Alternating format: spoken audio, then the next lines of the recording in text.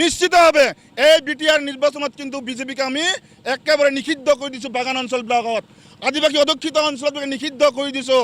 আৰু যদি বলপূৰ্বকভাৱে যদি আহি তেখেতসকলে মিটিং কৰে, বলপূৰ্বকভাৱে যদি আহি আদিবাসীৰ ওচৰত যদি আঁঠু কাঢ়ি ভোট ভিক্ষা খুজিব, তেতিয়াহ'লে কিন্তু যুদ্ধ এখন হ'ব, একেবাৰে স্পষ্ট।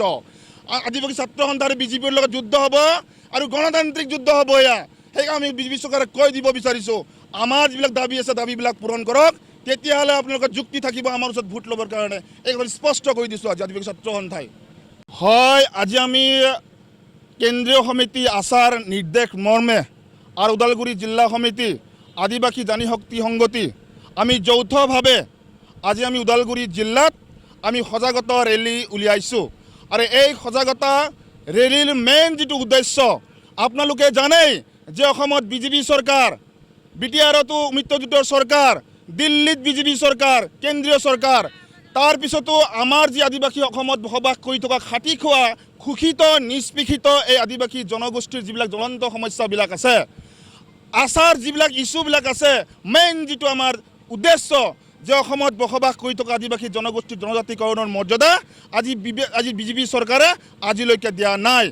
আৰু যিটো ভূমিপট্টা আমাক দিম বুলি কৈছিল বিজেপি চৰকাৰে, আজি তাৰিখলৈকে ভূমিপট্টা নিদিলে। চাহ শ্ৰমিকৰ হাজিৰা 551 টকালৈ বৃদ্ধি কৰিব লাগে বুলি আমি দাবী উত্থাপন কৰি আহিছোঁ। চৰকাৰে আজি তাৰিখলৈকে এই দাবীসমূহ পূৰণ কৰি দিয়া নাই। আদিবাসী জনগোষ্ঠীক প্ৰদান কৰি অহা জাতিগত প্ৰমাণপত্ৰ আজিলৈকে সংশোধন কৰি দিব পৰা নাই।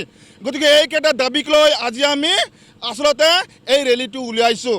কাৰণ এই যিটো সমাগত বিটিআৰ নিৰ্বাচন, এই বিটিআৰৰ নিৰ্বাচনত আজি দেখিবলৈ পাইছোঁ অসম চৰকাৰৰ কেবিনেট মন্ত্ৰী, বিজেপি চৰকাৰৰ এই মন্ত্ৰীসকলে আজি বিটিআৰত তেখেতসকলে আহি ঢাপলি মেলিছে আৰু আদিবাসী অধ্যুষিত অঞ্চলত গৈ তেখেতসকলে ভোট ভিক্ষা বিচাৰিছে। গতিকে আদিবাসী ছাত্ৰ সন্থাই আজি আমি কৈ দিব বিচাৰিছোঁ বিজেপি চৰকাৰক যে আপোনালোকে বিগত সময়ত যিবিলাক নিৰ্বাচন পাৰ হৈ গ'ল, সেই নিৰ্বাচনৰ যিবিলাক প্ৰতিশ্ৰুতি আছিল, ইস্তাহাৰত আপোনালোকে ডাঙৰ ডাঙৰকৈ লিখিছিল গেৰুৱা ৰঙেৰে, সেই প্ৰতিশ্ৰুতি ক'ত গ'ল? গতিকে আমি বিজেপি চৰকাৰক আমি প্ৰশ্ন কৰিব বিচাৰিছোঁ।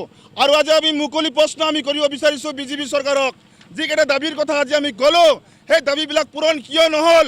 আমাৰ প্ৰশ্ন আদিবাসী ছাত্ৰ সন্থাৰ মুকলি প্ৰশ্ন বিজেপি চৰকাৰক, কেতিয়া আমাৰ দাবীবিলাক পূৰণ কৰিব? আজি চাওক, এই আদিবাসী জনগোষ্ঠীক কেৱল মাত্ৰ তেখেতসকলে ৰাজনীতি কৰিবৰ কাৰণে তেখেতসকলে ইলেকশ্যনৰ সময়ত তেখেতসকলে প্ৰতিশ্ৰুতি দিয়ে। তেখেতসকলে ভূমিপট্টা দিম বুলি কয়, ভূমিপট্টা নিদিলে। চাহ শ্ৰমিকৰ হাজিৰা তেখেতসকলে নবঢ়ালে, তেখেতসকলে আজি বাগানে বাগানে তেখেতক ভোট ভিক্ষা বিচাৰিব। আদিবাসী ছাত্ৰ সন্থাই এবাৰ সাৱধান কৰি দিছে বিজেপি চৰকাৰক। আৰু আজি আমি হুংকাৰ দিব বিচাৰিছোঁ বিজেপি চৰকাৰক, তেখেতসকলে দিয়া প্ৰতিশ্ৰুতি ৰক্ষা কৰক। আদিবাসী জনগোষ্ঠীক যে আঁঠু কাঢ়ি তেখেতসকলে ভোট ভিক্ষা খুজিছিল আৰু শাসনত আহিছিল, তৎসত্বেও কিন্তু এই বিজেপি চৰকাৰে আমাক আজি ঠগি আহিছে। আমাক শোষণ, প্ৰতাৰণা আৰু সদায় তেখেতসকলে আমাক ঠগি আহিছে।